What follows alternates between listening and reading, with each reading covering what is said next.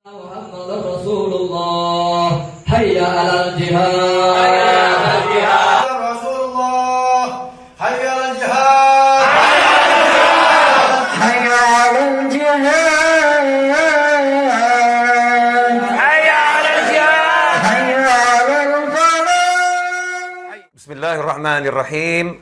Alhamdulillahirabbil alamin. Allahumma shalli wa sallim ala sayidina Muhammadin wa ala alihi wa ashabihi ajma'in. Assalamualaikum warahmatullahi wabarakatuh. Breaking news. Ya, ini breaking news dari Habib Novel. Saya barusan mendapat pertanyaan di WhatsApp tentang video yang beredar di jejaring sosial. Video yang memang aneh juga ya. Seumur hidup saya belum pernah lihat ada orang adzan kok kayak gitu. Adzan kok seruan untuk sholat diganti seruan untuk jihad. Nah, ini sesuatu yang sangat bertentangan ya dengan ajaran Nabi Muhammad SAW. Bertentangan dengan ajaran Bani Alawi, ajaran para habaib maupun para kiai. Ya, ini tidak sesuai dengan hadis al-muslimu man salimal muslimuna min lisanihi wa yadihi. Seorang muslim adalah dia yang umat Islam selamat dari gangguan lisan dan tangannya. Karena itu udah abaikan saja. Jangan terprovokasi. Ya, ajakan-ajakan yang begini nih, yang enggak mutu ini enggak usah didengarkan. Kita eratkan tali persatuan dan persaudaraan. Kita tebarkan kasih sayang, kita saling menghormati dan saling mencintai. Jangan mau terprovokasi oleh siapapun dan alasannya apapun. Karena di negara kesatuan Republik Indonesia ini, alhamdulillah kita bisa hidup beragama, semua umat beragama hidup dengan damai, saling menghargai, penuh toleransi, dan khususnya umat Islam bisa melaksanakan sholat dimanapun, bahkan di rest area, di mall, disediakan musola, tempat untuk sholat. Dan negara kita adalah umat Islam terbesar di dunia ya. Umat Islam terbesar di dunia.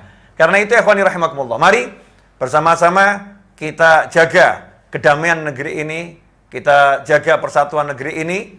Mari kita pupuk rasa saling mencintai sesama anak bangsa sehingga bangsa kita menjadi bangsa yang semakin besar dan bangsa yang semakin makmur. Jazakumullah khairan. Sampaikan pesan saya ini kepada yang lain, insyaallah manfaat dan membawa rahmat. Wassalamualaikum warahmatullahi wabarakatuh. Nyangeten kula terangno ben gak salah paham. Perang riyen niku kepenak, Kang. Sing mbok endut Kanjeng Nabi mesti bener, musuh Abu Jahal mesti salah. Dadi cara nekat iku jos napa?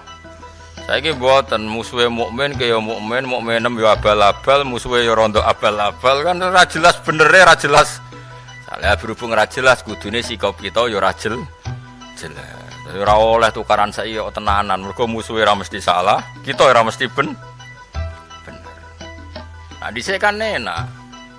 Kita bela Rasulullah Muhammad mesti bener, musuhan Abu Jahal mesti salah. Pangeran kita Allah mesti pangeran tenan, kono berhala mesti ra pangeran tenan. Saiki mboten teroris yo Allahu Akbar, polisi sing lagi salat yo Allahu Akbar. Terus kowe pede piye? Ora jelas. Ora jelas ya kita sikape ya ora jelas. Saiki nganggo hukum sosial sing normal, nah apik ya diapiki. Nah kono ngrasani ya kowe ngrasani ngono-ngono tok wae gremeng-gremeng sithik ngono, tapi ora usah napa? Ora usah tenanan. Dadi niku penting kula terangno. Dadi nek ana wong saiki majibno jihad alasane anut Rasulullah, nek Rasulullah jihad nganti wani mati. Masalahe Nabi mesti bener, musuhe mesti salah. Lah saiki kita iku ora ngalami ngene iku. Imam kita kadang salah, musuh kita malah kadang bener. Misalnya kados kula musuhan mbek Mustafa, ora mesti bener kula, mbek kula kiyaine lah. Mergo iso wae cara hukum Allah wong Islam mah iku welasi ya. Dadi orang malah aku salahno pangeran. Senajan to dalam konteks permasalahan bener saya. Misalnya Mustafa diutang aku 20.000. Janji Senin nyaur jebule gak nyaur, aku ngamuk-ngamuk. Padahal dhuwitku ning omah 2 juta. Iso pangeran nyalahno aku. Ya lah didik 2 juta kok ana dhuwit 20.000 digawa wong. Mbok tagih iku wong alim ta ora? Kowe iku waras ta ora? Iso wae. Piye-piye dhuwit iku kabeh wae pangeran. Sing digo Mustofa wae pangeran, sing ning omah ya. Nah, saya ketika punya uang banyak di rumah, iku mlebu ayat wa ingka nadzu usratin fanadhiratun ila maisara wa anta saddaku khairul lakum. Jong nak kowe dhuwitmu akeh sing utang kowe gak tempo nganti dia mampu membayar. Iku enak mbok ebrokno mbok sedekahno luweh apik. Dalam konteks Mustofa nyulayani janji ya dia salah, wong diutang kok nyulayani janji. Tapi dalam konteks aku nagih berlebihan juga disalahkan pangeran. Wong ora ono emergensi kok nagih. Kecuali ning omah gak ono beras, nek aku ora nagih bojoku mati. Ya mungkin banyak orang juga kurang mengetahui sebenarnya jihad Rasul SAW ini. Orang tahunya kan bahwa jihad itu perang. Ya. Jadi perang terus, sebenarnya jihad itu bunuh-membunuh. Ya. Sebetulnya Rasulullah tidak pernah mengajak seperti itu. Ya. Jadi Rasulullah itu setiap diajak ada peperangan itu, kita harus tahu bahwa Rasulullah tidak memerangi dahulu. Jadi Rasulullah SAW ini setelah mereka memerangi, baru diperangi oleh Rasulullah. Ya. Itu pun dengan syarat. Anak-anak kecil jangan dibunuh. Wanita-wanita jangan dibunuh. Pohon-pohon, tanaman-tanaman jangan sampai ditebang dan ini. Itu ada syarat-syaratnya. Ini yang luar biasa. Ya. Bayangkan orang sekarang menghadap musuh, dia akan dibunuh, tapi dia masih menjalankan syarat dari Rasulullah SAW. Ini luar biasa Islam ini.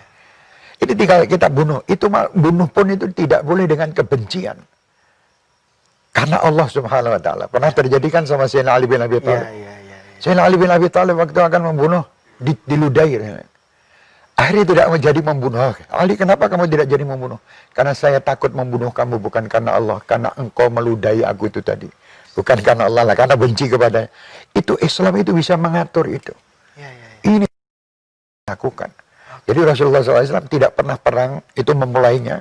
Dan tidak pernah menganjurkan untuk bunuh-membunuh. Selalu diadakan perdamaian dulu. Ayo, didatangi, mengutus orang berapa ke sana untuk bagaimana dibuat musyawarah lah, diatur. Bagaimana supaya kita tidak jadi peperangan, supaya ini nanti semua tidak ada orang yang terbunuh, supaya ini, ayo kita lah damai kita ini. Itu dulu. Tapi mereka kadang tidak mau, mereka memerangi, ya baru Rasulullah membalas. Dan Rasulullah SAW manusia yang tidak pernah kalah dalam peperangan. Tapi kan di beberapa kisah sempat, salah satunya mungkin perang Uhud yang Tidak kalah. Oh, tidak kalah. Itu tidak kalah karena umat ini tidak mengikuti aturan Rasulullah SAW. Saat itu mereka terdesak mundur oleh para pasukan-pasukan pemanah itu tadi. Tapi subhanallah setelah itu mereka bangkit lagi. Dengan mereka mendatangi mereka. Berarti menunjukkan bahwa mereka ini masih hidup dan masih semangat untuk berperang. Belum selesai. Tapi orang-orang kufar waktu itu pada nyingkir. Karena lihat bagaimana di surat Ali Imran kalau tidak salah itu 173 dan 174. Ya di surat saya kurang hafal ayatnya itu. Itu tentang kejadian ini. Fanqalabu bi ni'matin minallah. Jadi mereka dirubah setelah mengucap hasbunallah wa ni'mal wakil, dirubah oleh Allah Subhanahu wa taala. Mereka menjadi semangat lagi untuk memerangi mereka. Itu Rasulullah.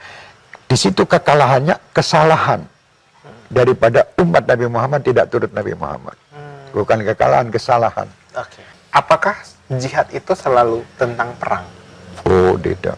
Nah, bagaimana? Ada hal lainkah yang maksudnya Rasulullah menunjukkan bahwa saya sedang berjihad, tapi beliau tidak berperang? Nah, itu seperti apa? Seperti waktu pulang daripada perang Badar. Ya. Itu di bulan Ramadan, bulan puasa. Kata Rasulullah, kita telah pulang dari jihad yang kecil menuju jihad yang besar. Subhanallah. Sahabat pada heran nih, ya Rasulullah, jihad apa lagi ini tadi jihadnya sudah luar biasa besarnya. Perang seperti ini, kata Rasul, jihadin nafas. Jihad kepada hawa nafsu. Anda bisa menekan hawa nafsu. Ini musuh yang tidak tampak. Kelihatannya baik tapi tidak baik. Kan ada yang begitu nafsu nih. Subhanallah, itulah jihad yang luar biasa. Anda tidak tahu ini benar atau tidak. Ini nafsu kadang berbuat, ada seakan-akan sholat. Kelihatannya sholat Anda sudah benar. Tapi nafsu ini ingin pamer, itu menekan itu tuh lebih berat daripada jihad bunuh-membunuh. Jadi sebetulnya jihad dan nafsu ini jihad yang paling sulit. Tidak ada orang tahu. Dan bahkan kadang kita ini bisa tidak tahu bahwa ini benar atau tidak. Karena nafsu itu menutupi, syaitan ini pintar betul kadang. Membuat kita ini seakan-akan khusyuk. Contohnya orang yang sholat, yuwaswisu itu. usolli sampai berapa ini nafsu ini jihad ini. Ya kita harus tekan itu. Jangan kata setan ya dalam hijab. Itu kamu belum ikhlas itu, belum fasih, belum benar. Ulang lagi gitu terus. Nah, dalam ini contoh yang paling ringan, masih banyak yang besar. Jihad dan nafas itu lebih utama daripada jihad perang-perang itu. Ini kata Rasul. Lah orang sekarang kan maunya perang. Bukan perang. Perangi diri kamu waktu kamu ingin perang dan kamu mengatakan orang lain yang diperangi siapa? Saudara muslim sendiri. Ini lucu kita lihat. Ini jihad apa? Kalau muslim sama muslim sendiri pukul-pukulan itu katanya jihad. Menegakkan kebenaran. Masing-masing merasa dirinya benar. Itu sudah orang yang tidak benar. Orang kalau sudah merasa dirinya saya benar. Orang tidak benar. Walaupun dia benar. Rasul tidak pernah mengajarkan itu. Bahkan sampai-sampai Ustaz Ali kalau lihat orang khutbah Jumat. Usikum wa nafsiya bitaqwallah. Bukan usikum toh. Ya bukan saya wasiatkan pada diri kalian. Ya walaupun itu boleh. Cuman adabnya kan wa nafsiya, diriku juga. Karena saya juga belum bertakwa. Itulah adab-adab ini. Makanya zaman ini banyak orang yang kurang paham.